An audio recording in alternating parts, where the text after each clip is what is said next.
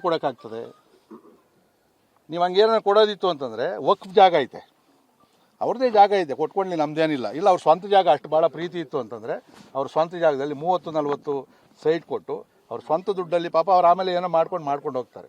ನಮಗಿಲ್ಲಿರ್ತಕ್ಕಂಥದ್ದು ಈಗ ನಾವು 5-6 ವರ್ಷಗಳಿಂದ 35,000 ಅಪ್ಲಿಕೇಶನ್ಗಳು ಹಾಕಿ ರಾಜೀವ್ ಗಾಂಧಿ ಹೌಸಿಂಗ್ ಕಾರ್ಪೊರೇಷನಲ್ಲಿ ಹಾಕಿದ್ರು ಕೂಡ, ದುಡ್ಡು ಕೊಟ್ಟಿದ್ರು ಕೂಡ ಮನೆಗಳು ಪೂರ್ಣ ಮಾಡಿದೆ. ಇವತ್ತು ಇವರಿಗೆ S+12 ಬೈಯಪ್ಪನಹಳ್ಳಿಯಲ್ಲಿ S+12 ವಿತ್ ಲಿಫ್ಟ್ ಇರ್ತದೆ.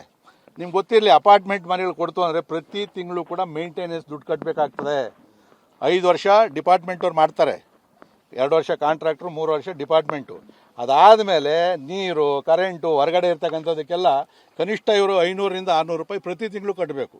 ಇವ್ರು ಹೇಳಿದ್ರು ನಾವು ಜೆರಾಕ್ಸು ಆ ದುಡ್ಡಿಲ್ಲ ಅಂತ ಹೇಳಿದ್ರು. ಹೆಂಗೆ ಇವರು ಮೇಂಟೆನೆನ್ಸ್ ಮಾಡ್ತಾರೆ ಪಾಪ ಅವ್ರು ಬಡವರು? ಒಂದು. ಎರಡನೇದು, BBMPಯಿಂದ 5 ಲಕ್ಷ ಕೊಡ್ತೀವಿ ದುಡ್ಡು ಅಂತ ಹೇಳವ್ರೆ. ಅಲ್ಪಸಂಖ್ಯಾತ ಇಲಾಖೆಯಿಂದ 2.5 ಲಕ್ಷ ಕೊಡ್ತೀವಿ, ನೀವು 10.5 ಲಕ್ಷ ಇರ್ತಕ್ಕಂಥದ್ದು 2.5 ಲಕ್ಷ ಕೊಟ್ಬಿಟ್ರೆ ಸಾಕು, ಇನ್ನೆಲ್ಲ ಸರ್ಕಾರದಿಂದ ಅಂತೇಳಿ.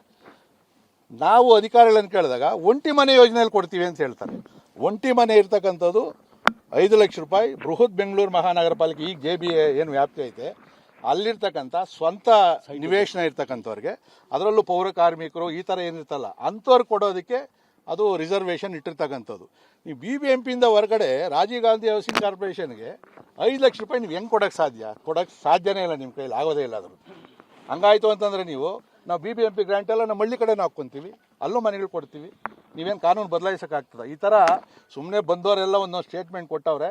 ಇದು ಅಸಾಧ್ಯವಾದ ಮಾತು. ಸುಮ್ಮನೆ ಬಡವರಲ್ಲಿ ಏರ್ಕೊಂಡು ಇನ್ನೂ ಟೆಂಟ್ಗಳು ಹಾಕ್ಕೊಂಡು ಕೇರಳದಿಂದ ಬಂದು ಊಟಗಳು ಹಾಕ್ಕೊಂಡು ಕುತ್ಕೊಂಡವ್ರೆ. ಇದು ಯಾವುದು ಕೂಡ ಅಲ್ಲ. ಇವರು ಸರ್ಕಾರ ಇವ್ರ ಕಿವಿಯಲ್ಲಿ ಹೂವು ಇಡ್ತಾ ಐತೆ. ಇಲ್ಲಿನ ಶಾಸಕರು, ಮಂತ್ರಿಗಳು ಅವ್ರ ಏರಿಯಾದಲ್ಲಿ ಆಗಿರ್ತಕ್ಕಂಥದ್ದಲ್ಲ. ಸ್ಥಳಕ್ಕೆ ಏನಾದರೂ ಬಂದವರ ಸ್ಟೇಟ್ಮೆಂಟ್ ಏನಾರ ಕೊಟ್ಟವ್ರ? ಅವ್ರು ಏನಾರ ಸ್ಟೇಟ್ಮೆಂಟ್ ಕೊಟ್ಟರೆ ನಿಜಾನೇ ಹೇಳ್ತಾರೆ, ಕೊಡೋಕ್ಕಾಗಲ್ಲ ಅಂತಲೇ ಅವ್ರು ಹೇಳೋದು. ಅದಕ್ಕೋಸ್ಕರ ಅವ್ರು ಬರ್ತಾ ಇಲ್ಲ ಅದರ ಕಡೆಗೆ. ಬರಲಿ ಅವರು. ಈಗ ನಾವ್ಯಾರೋ ಹೊರಗಡೆಯಿಂದ ಬಂದಿರೋ ಬದಲು ನಿಮ್ಮ ಕ್ಷೇತ್ರದ ಸಮಸ್ಯೆ ಇರ್ತಕ್ಕಂಥದ್ದು ನೀವು ಪರಿಹಾರ ಮಾಡಬೇಕಲ್ವ? ಯಾಕೆ ಅವ್ರನ್ನ ಹೊರಗಡೆ ಬಿಡ್ತಾ ಇಲ್ಲ ನೀವೆಲ್ಲ ಕೂಡ? ಸೊ ಇದಿರ್ತಕ್ಕಂಥದ್ದು. ಸೊ ನಾವು ಇನ್ನೊಂದು 2 ದಿನದಲ್ಲಿ ಇದಕ್ಕೆ ಸಂಬಂಧಪಟ್ಟಂತ ಅಂದರೆ ಈ ಸರ್ವೆ ನಂಬರು ಯಾವಾಗ ಹಸ್ತಾಂತರ ಆಯಿತು, ಯಾವಾಗ ಮನೆಗಳು ಕೊಟ್ಟರು, ಗೂಗಲ್ದು ಮತ್ತು ಎಲ್ಲ ಕಾನೂನುಗಳು ಎಲ್ಲವನ್ನು ಕೂಡ ಸಮಗ್ರವಾದಂಥ ಒಂದು ವರದಿಯನ್ನು ತಯಾರು ಮಾಡಿ ನಮ್ಮ ರಾಜ್ಯಾಧ್ಯಕ್ಷರಿಗೆ ಅದನ್ನು ಕೊಡ್ತೀವಿ. ಅದಾದಮೇಲೆ ಅದನ್ನು ರಾಜ್ಯಾಧ್ಯಕ್ಷರು ತೀರ್ಮಾನದ ಮೇಲೆಗೆ ಅದನ್ನು ಗವರ್ನರ್ ಕೊಡ್ತಕ್ಕಂಥದ್ದು, ಇಲ್ಲ ನ್ಯಾಯಾಲಯದಲ್ಲಿ ಅದನ್ನು ಇವರೇನನ್ನ ನಾವು ಕಾಯ್ತಾ ಇದ್ದೀವಿ. ಏನಾರ ಮಳೆ ಅಲರ್ಟ್ ಆಯಿತು ಅಂದರೆ, ವ್ಯತಿರಿಕ್ತವಾಗಿ ಏನಾರು ಕೊಡ್ತು ಅಂದರೆ 100% ಕೋರ್ಟ್ಗಂತೂ ಹೋಗೋರು ಭಾಳಷ್ಟು ಜನ ಅವ್ರೆ. ಈಗಾಗಲೇ ಫಲಾನುಭವಿಗಳು ನಮ್ಗೆ ಕೊಡದೇ ಇರೋರಿಗೆಲ್ಲ ಹೋಗಿ ಗಲಾಟೆ ಮಾಡ್ತಾವ್ರೆ. ಮತ್ತು ನೀವು 2.5 ಲಕ್ಷ ರೂಪಾಯಲ್ಲಿ ಇವ್ರು ಕೊಟ್ಟರೆ ನಮ್ಮವ್ರು ಏನು ಮಾಡಿದ್ರು? ಸ್ಥಳೀಯರು ಏನು ಮಾಡಿದ್ರು? ನೀವು ಅವ್ರಿಗೆ 2.5 ಲಕ್ಷದಲ್ಲೇ ಕೊಡಬೇಕು, 10.5 ಲಕ್ಷ ಕಟ್ಟೋದೇ ಇಲ್ಲ. ಒಂದ್ಸರಿ ಇವ್ರು ಹೇಳಿದ್ಮೇಲೆ ಅವ್ರಿಗೆಲ್ಲಿ ಕೊಡ್ತಾರೆ? 2.5 ಲಕ್ಷದಲ್ಲೇ ಮನೆ ಕೊಡಬೇಕಾಗ್ತದೆ. ಏನು ಒಂದು ಕಣ್ಣಿಗೆ ಸುಣ್ಣ, ಒಂದು ಕಣ್ಣಿಗೆ ಬೆಣ್ಣೆನ? ಒಂದು. ಎರಡನೇದು, ಈಗ ನಾವು ರಾಜಕಾರಣಿಗಳಿದ್ದೀವಿ ಅಂದ್ಕೊಡ್ರಿ, ಇಲ್ಲಿ ಕೊಟ್ಟಾಗ ನಾವು ಸುಮ್ಮನೆ ಇರ್ತೀವಾ? ನಾನು ಒಂದು 100 ಗುಡಿಸ್ಲು ಹಾಕ್ತೀನಿ ಒಂದೇ ದಿನದಲ್ಲಿ, ಹೊಡೆದಾಕ್ರಿ ಗುಡಿಸ್ಲು, ತಿರ್ಗಿ ಅವ್ರು ಪರಿಹಾರ ಕೊಟ್ರಿ, ಮನೆ ಕೊಡ್ರಿ. ಇದು ಹಾಗೆ ಆಗ್ತದೆ, ಇಡೀ ರಾಜ್ಯದಲ್ಲಿ ಆಗ್ತದೆ. ಎಷ್ಟು ಕಡೆ ರಾಜಗಾಲುವೆ ಮೇಲೆ ಮನೆ ಕೊಟ್ಟವ್ರಿಗಿಲ್ಲ, ಕೆರೆ ಪಕ್ಕದಲ್ಲಿರೋ ಹೊಡೆದಾಕಿದ್ದೀವಿ, ಅವ್ರಿಗೆ ಇಲ್ಲಿವರೆಗೂ ಮನೆ ಕೊಟ್ಟಿಲ್ಲ.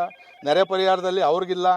ಒತ್ತುವರಿ ಕೆಲವರು ಯಾರೋ ಬಡವರು ಬಗ್ಗರು ಸರ್ಕಾರಿ ಜಾಗದಲ್ಲಿ ಅದನ್ನು ಹೊಡೆದಾಕವ್ರೆ, ಅವ್ರಿಗೂ ಕೂಡ ಕೊಟ್ಟಿಲ್ಲ.